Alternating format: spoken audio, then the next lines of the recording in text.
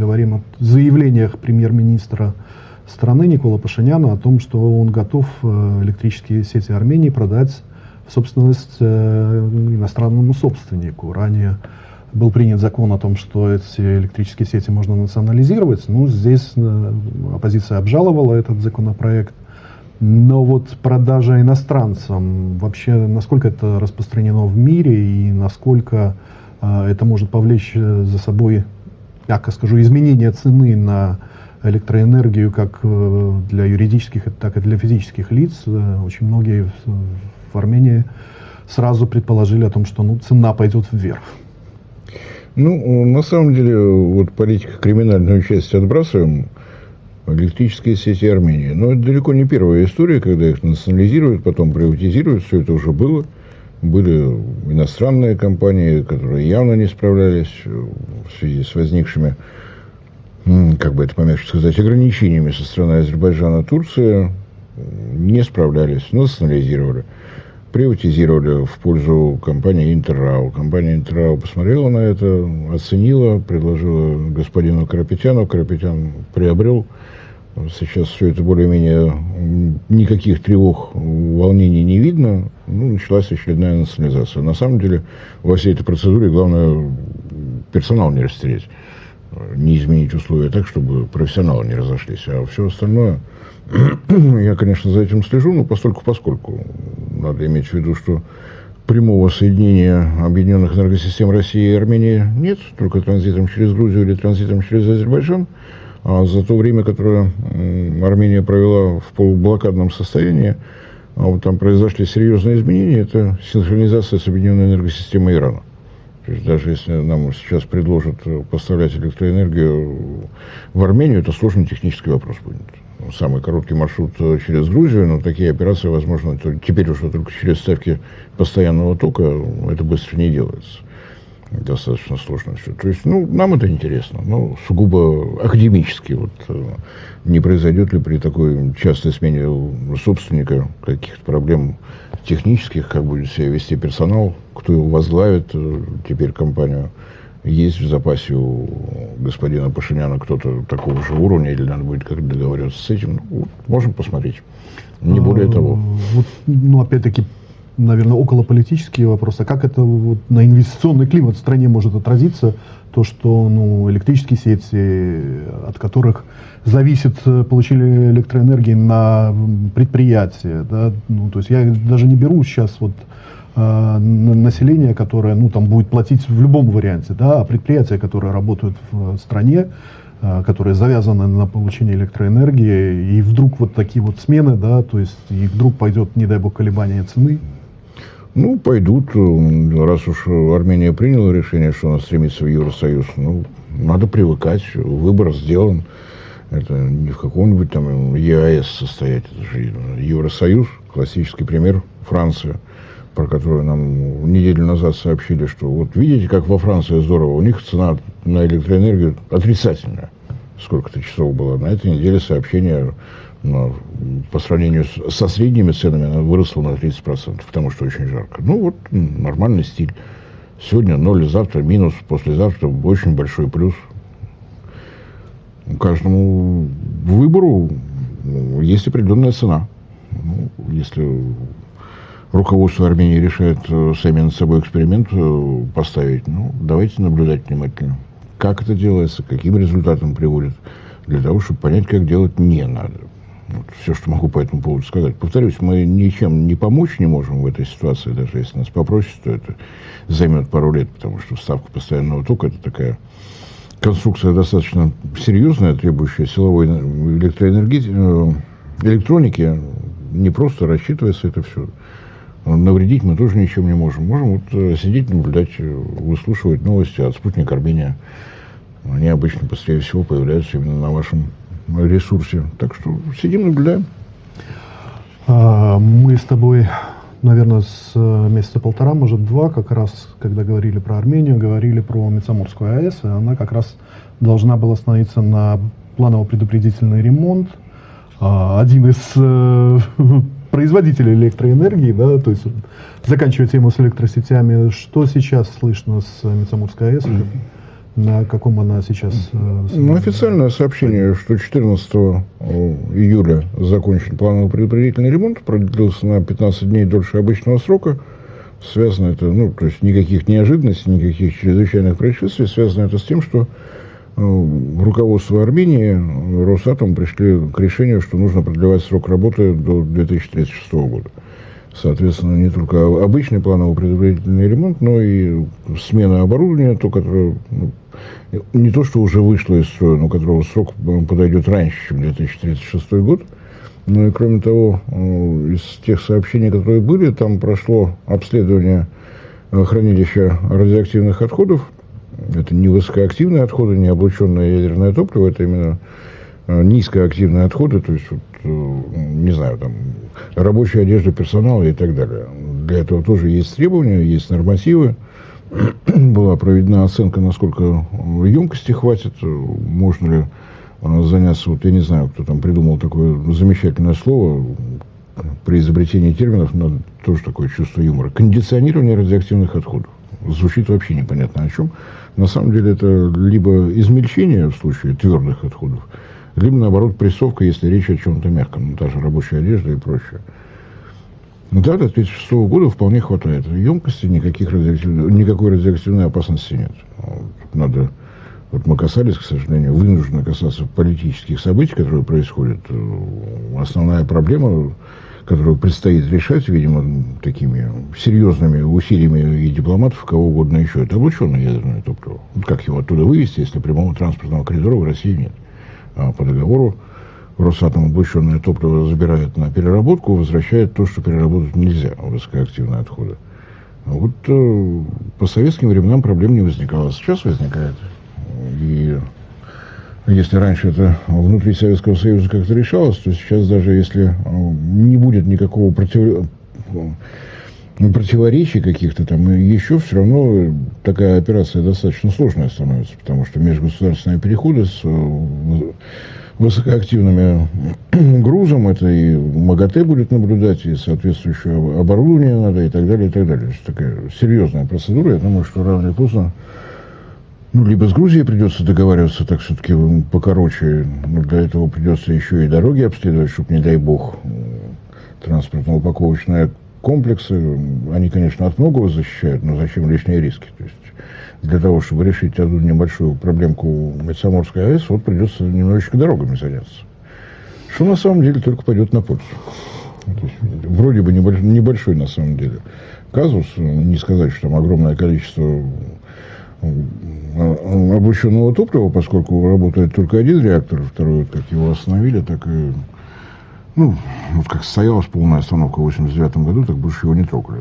Тем не менее, да, это не из тех проблем, которые вот прямо сейчас горят, но рано или поздно к этому и инженерам придется подойти, и, я так понимаю, специалистам по автодорогам, как армянским, так и грузинским. Вот я тебе скажу, из личного опыта я только что вернулся из отпуска, как раз на своей собственной машине пересекал российско-грузинскую границу в Верхнем Ларсе. Я тебе скажу, что там придется поработать специалистом, дорожником, так что, наверное, дорогу надо будет делать, но, во всяком случае, часть ее, особенно на нейтральной полосе, там надо будет ее делать практически заново. Но ведь не во вред пойдет, только на пользу. Нет, это пойдет на пользу, но вопрос, если там заниматься дорожным строительством, то надо как минимум часть будет пункта пропуска перекрывать, а он единственный. А особенно зимой и прочее, то там и так проблем хватает и без дорог. Ну что ж. Вот дополнительный стимул для того, чтобы эту проблему решать. Я на самом деле надеюсь, что несмотря на то, что у нас дипломатических отношений с Грузией нет, это никому не повредит. Вот российские, грузинские энергетики вообще не в курсе, что у них там есть границы, еще что-то. Несмотря ни на какие конфликты, перетоки на границе идут совершенно штатно, чтобы ни в коем случае потребители электроэнергии не чувствовали себя плохо. В общем, они и в августе 2008 года шли, и сейчас идут. Вот электроэнергетики уже обо всем договорились. Осталось подтянуться дипломатам, электроэнергетика должна развиваться опережающими темпами. Вот здесь уже все в порядке. Так что Ну и, наверное, пару слов про армянскую атомную электростанцию. Я понимаю, что сейчас суверенное название Мицаморская, она ее строили как армянскую атомную электростанцию, а я уже старенький, я вот привык к этому названию. Строить ее начали в конце 70-х. Это реакторы ВВР-440. Специальный проект был сейсмоустойчивый, как показали события 1986 года. Спитаковское землетрясение, страшненькое, совсем неподалеку от места расположения армянской атомной электростанции «Эпицентр». Судя по тем показателям, которые сняли с датчиков внутри станции, на нее пришелся удар 6,8 по шкале Рихтера. Ничего не пострадало, все в полном порядке. По проекту должна выдерживать до 8,5 баллов по Рихтеру. Ну, по крайней мере, проверять особо негде. Вот 6,8 пережила совершенно уверенно. Было приостановлено, были опасения, что все-таки повреждения могли быть. Я не знаю, кто отвечал за это решение, принятое. На первом блоке, там, где парогенераторы, это такие большущие металлические конструкции, вырезали 2 лючка диаметром метр, чтобы посмотреть, все ли в порядке. Проверили. Все в порядке. Ну, заменить парогенератор, вес которого под 300 тонн, который надо еще из здания АЭС вытащить и поставить новый, но уже никто не решился. В 1989 году блок был остановлен полностью. Может быть, и со вторым была бы такая же судьба, но вот режим «не было бы счастья, да несчастье помогло». Вот та самая электрическая блокада, о которой я говорил, она стимулировала, что ждать у моря погоды, газа из Азербайджана, еще что-то, когда у тебя вот она, атомная электростанция, никаких проблем нет. И в 1995 году было принято решение вывести ее, в 1992 году было принято решение о том, что ее надо выводить в нормальное состояние, и в 1995-м, собственно говоря, запустили. Ничего выдающегося с ней не произошло. По проекту армянская атомная электростанция должна была, эксплуатационный срок должен был закончиться в 2016 году, но поскольку она достаточно долгое время не работала, государственный регулятор Армении попросил Росатом оценить, можно ли продлить сроки. Осмотрели, оценили, да, можно. То есть этапы модернизации, понятно, что за прошедшее время появляются новые и новые требования к системам безопасности. В 2011 году возник так называемый пост Фукусимский, и несмотря на то, что вот землетрясение атомной электростанции перенесла совершенно спокойно, тем не менее добавлять новые и новые системы безопасности приходится, ничего никуда не делось. В 2014 году был подписан договор о модернизации с правом продления на 10 лет. В 2021 году работы были закончены. По этому договору, по тем условиям, которые подписаны до 2026 года, можно работать совершенно спокойно. И, соответственно, вот тот планово-предупредительный ремонт, который вот сейчас завершился, он был, в числе прочего, нацелен на то, чтобы продлить срок эксплуатации до 2036 года. Самую хлопотную, самую тяжелую часть работы, отжиг корпуса реактора проведена, все остальное уже сменяемо. Этот корпус реактора сменить нельзя, но вот он до 2036 года уже оценили, и регуляторы Армении, специалисты из МАГАТЭ приезжали, так что Мицаморская атомная электростанция, которая действительно является основой для объединенной энергосистемы Армении, в полном порядке. Будем надеяться, что все работы будут завершены своевременно, и до 2036 года она проработает. Давай останемся в тематике АЭС. Чуть-чуть сместимся в Центральную Азию, Узбекистан, который вместе с Росатомом будет строить атомную электростанцию, подписал на этой неделе соглашение с Венгрией о строительстве сухих градирен. Вот расскажи, что за сухие градирни и к чему они будут, да, то есть это все-таки пойдет к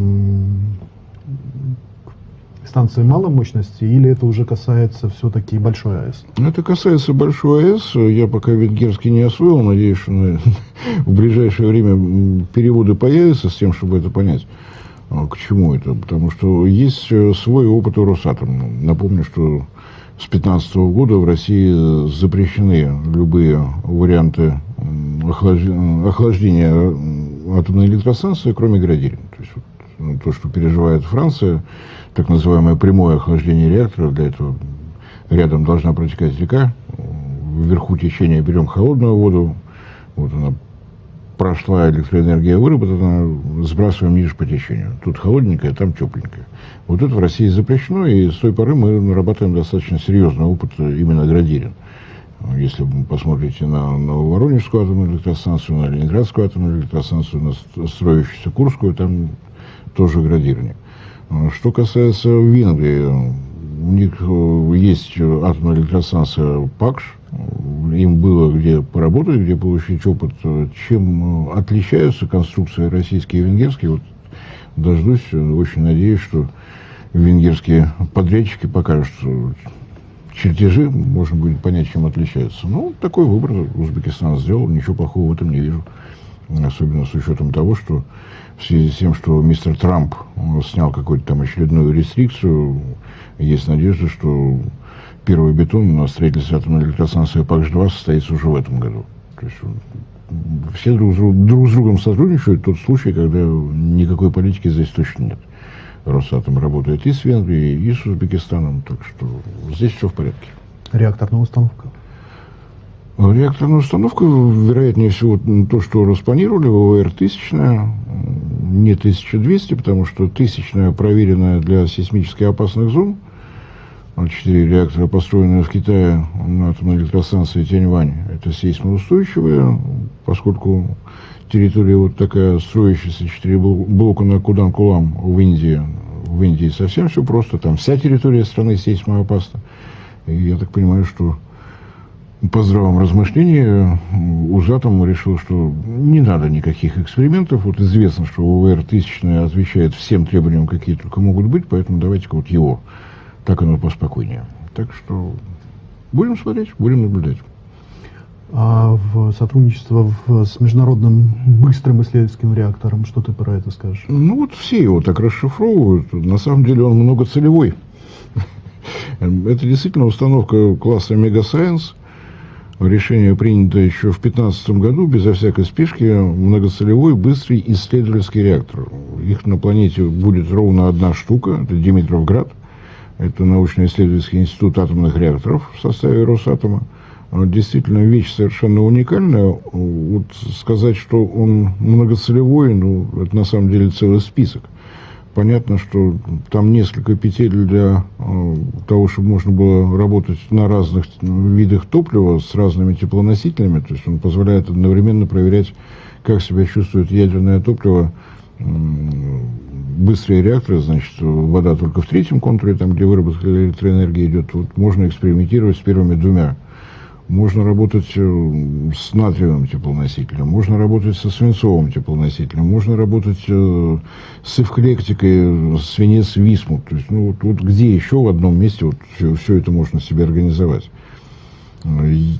Если смотреть на активную зону, там есть зоны материаловедческие, то есть строятся новые реакторы для того, чтобы понять, какую конструкционную сталь использовать, надо проверить и перепроверить, здесь это возможно. Есть зоны, где будут нарабатываться медицинские изотопы, причем самые востребованные, самые дефицитные для всей мировой ядерной энергетики, это и молибден-99, и молибден-99 это источник для технеция-99, метастабильного, на котором проводится более 80% диагностических процедур. То есть спрос на него огромный, здесь это можно будет производить и исследовать, как добиться большей частоты и так далее.